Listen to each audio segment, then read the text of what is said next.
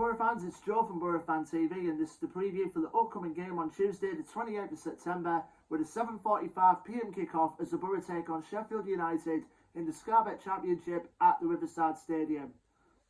Well, Boro fans, it's getting frustrating by the game, isn't it?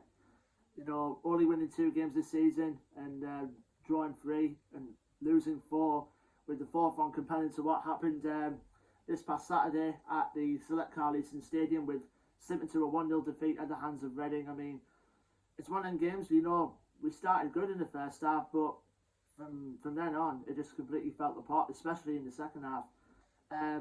Alan Halilovic for Reading capitalised, which I think was a very soft goal in my opinion when I looked at the goal overall.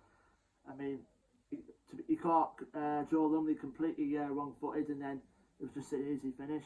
So, yeah, frustrating. Very frustrating to say the least. And then the icing on top of the cake, so to speak, was the sending off of Matt Crooks. For my opinion, it wasn't even a yellow, in fact, not even a sending off. So, which I'll get to that in a sec. But obviously, a 4th defeat this season. Like I said, we only won 2 games all season. Going into this game now, we currently sit in 18th place in the championship. We're about 5 points above the bottom 3. Which you look at it, 9 games into the season. I mean, it's a bit worrying, but I'm not completely worried at all. But I do think we can still get out of this mess that we're currently in. Now, obviously I mentioned about the Matt Crooks sending off. As I'm recording this, it was confirmed earlier on today that his red card has been rescinded. So Matt Crooks will definitely be available for the game on Tuesday night. But obviously we're still going to be missing the likes of Anthony Dyke-Steele, who's still out with his injury. As well as Marcus Brown and Daniel Fisher. Obviously their long injury allows continue. So apart from that, you know, hopefully we're good to go. I mean, we need to shuffle along quickly. I mean, there's a couple of players which I probably won't mention that did not play well against Reading when I watched the full highlights back. So if I were Neil Warnock, I'd definitely make some changes to the lineup, or maybe even the system, in fact, which obviously most of us Boro fans have been calling for recently. But at the end of the day, it's Neil's team. We'll see what he does. I mean, there's been a lot of bit in the press recently about, you know, foreign players and, you know, in particular certain bits which have been addressed. So let's just see who he brings out. We just hope hope it turns out to be a winning formula. You know, because we've got 2 games coming up, and then it's the next international break. So ideally, you want to win them 2 games to go into the international break. You know, having, you know, your best 11.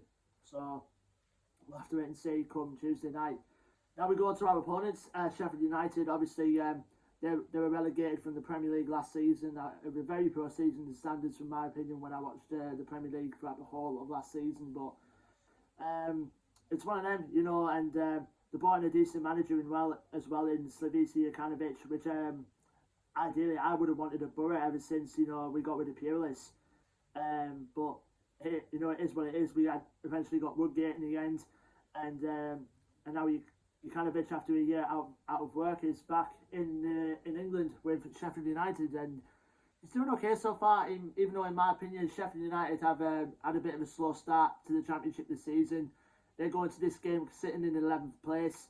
Their record going into this game is played 9, won 3, drawn 3, and lost 3.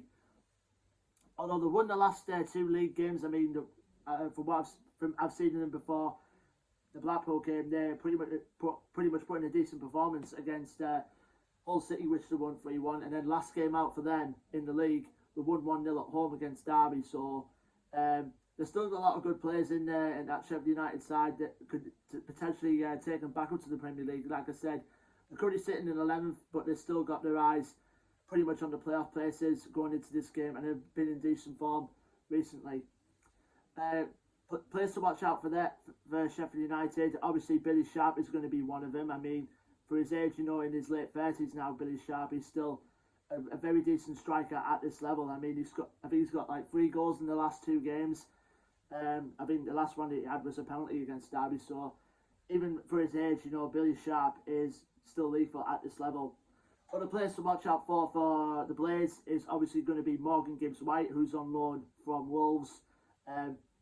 But what I've seen of him recently, he's become a very different player under, at Sheffield United. He's been absolutely brilliant down the wing or playing as a number 10.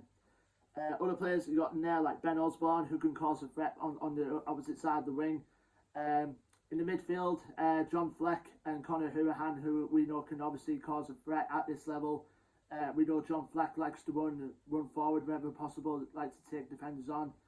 They've got experience in goal in Robin Olsen, the experienced Sweden international goalkeeper who's on loan from, I believe, from AS Roma. They've got the likes of John Egan at the back, who's completely rock solid at the back, as well as Ben Davis, who's on loan from Liverpool, but was previously at Preston North End, and we know he's a very good defender at this level.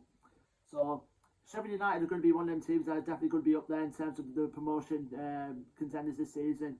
But they've had a slow start, but they're gradually improving from what I've seen from them recently. So it should make it ideally for a decent game on Tuesday night. And also bearing in mind, Neil Warnock is definitely considered a god in the red half of Sheffield, having previously supporting him as a young boy and previously managed the club in their most successful time where you got them up to the Premier League back in, I think it was 05 or 06, I think it was. So yeah, we'll see what kind of reception that Warnock gets from the Blades faithful on Tuesday. And the last time we played Sheffield United was in the 2018-19 season. I remember the first one at the Riverside, we beat them by 3-0. And the actual last time we played Sheffield United over at Bramall Lane, they beat us by 1-0 courtesy of a Richard Stearman header, I do recall. Against Sheffield United, we're in for a tough test, no doubt. But like I say, going into the last 2 games before the next international break, 2 games against 2 teams from the Yorkshire area, so it's definitely got the makers of 2 spicy games. But we've got to withhold the spice and hopefully, we can win those 2 going into the next break. Let me know your thoughts and predictions in the games, below. Boro fans, don't forget to like, share and subscribe as always. Our social media links will be in the description below. And until then, I've been Joe from Boro Fan TV, and I will see you on the next preview video, which will be for the game on Saturday the 2nd of October as Boro make their way down to Hull City, to face Hull City in fact, at the MKM Stadium. Until then, Boro fans, take care, stay safe, and up the Boro.